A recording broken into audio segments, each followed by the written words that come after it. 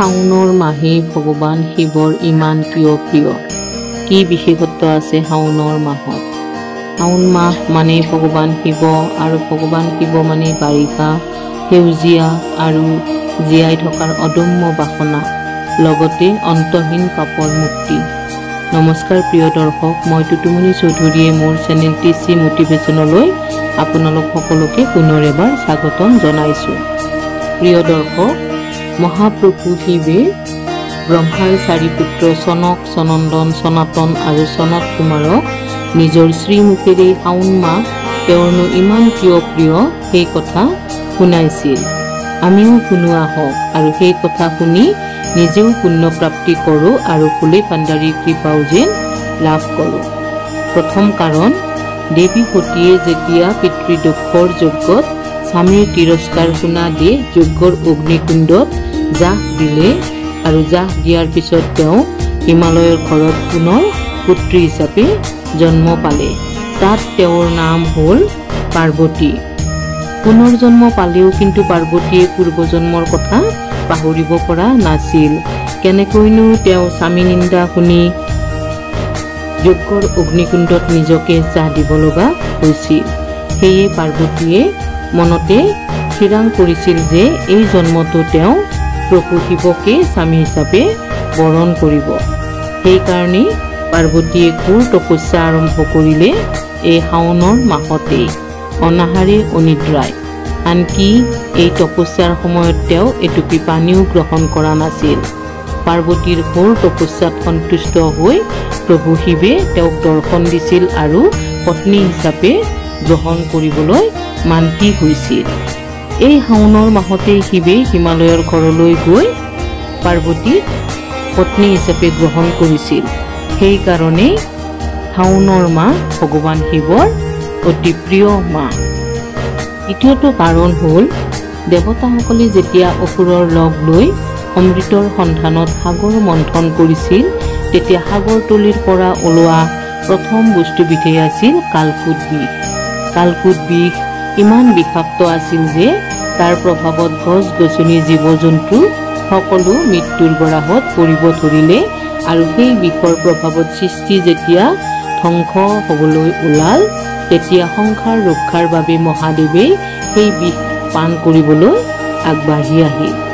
মহাদেৱে যেতিয়া সেই হলাহল বিষ পান কৰিলে, তেতিয়া তেওঁৰ শৰীৰৰ উত্তাপ বাঢ়ি গ'ল আৰু বিষৰ প্ৰভাৱত তেওঁৰ কণ্ঠ নীলা পৰি গ'ল, যাৰ কাৰণে মহাদেৱক নীলকণ্ঠ বুলিও জনা যায়।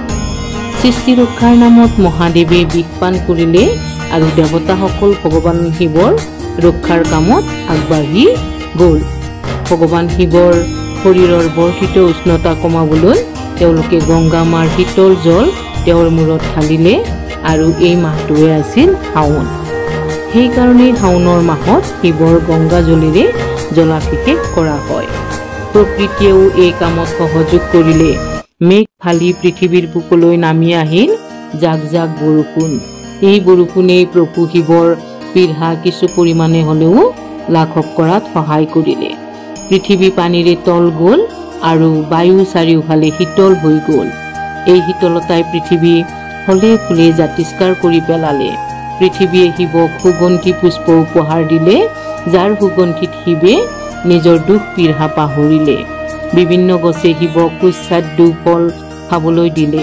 সেয়ে শাওনৰ মাহ ভগৱান শিৱৰ প্ৰিয় মাহ। এই মাহতে বেলগছ ফলে পাতে জাতিষ্কাৰ হৈ উঠে। বেলপাতৰ শীতলতা প্ৰভু শিৱৰ অতি প্ৰিয়। সেইকাৰণে বেলপাত শিৱলিংগত অৰ্পণ কৰিলে প্ৰভু শিৱ অত্যন্ত প্ৰসন্ন হয় আৰু ভক্তৰ মনোকামনা পূৰণ কৰে। বেলপাত প্ৰিয় হোৱাৰ আন এটা কাৰণ হ'ল, প্ৰভু শিৱৰ নেত্ৰ 3টা আৰু বেলপাতো 3টা পাতৰ সমাহাৰ। শাওনৰ মাহ শিৱৰ প্ৰিয় হোৱাৰ আন এটা কাৰণ হ'ল, যেতিয়া দেৱী সতীয়ে যক্ষৰ যজ্ঞকুণ্ডত আত্মজাহ দিয়া বুলি প্ৰভু শিৱে খবৰ পাইছিল, তেতিয়া তেওঁ ক্ৰোধত ফাটি পৰিছিল, আৰু সেই ক্ৰোধতেই বীৰভদ্ৰৰ জন্ম হৈছিল। প্ৰভুৰ আদেশত বীৰভদ্ৰই যক্ষৰ যজ্ঞলৈ আহি সেই যজ্ঞ নষ্ট কৰিছিল, সভাত উপস্থিত ঋষি মুনিষী সকলোকে দণ্ডিত কৰিছিল আৰু ৰজা দক্ষৰ শিৰ কাটি পেলাইছিল। পিছত যজ্ঞথলীলৈ শিৱ নিজেও আহিছিল আৰু সতীৰ দগ্ধ শৰীৰলৈ তাণ্ডৱ কৰিব ধৰিছিল।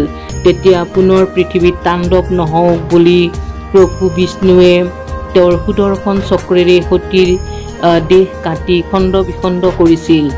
এই দেহৰ খণ্ড মুঠতে 37টা হৈ চাৰিওফালে পৰিছিল আৰু য'তে য'তে সতীৰ দেহৰ অংগ পৰিছিল তাতে একোখন শক্তিপীঠলৈ সেই স্থান ৰূপান্তৰিত হৈছিল।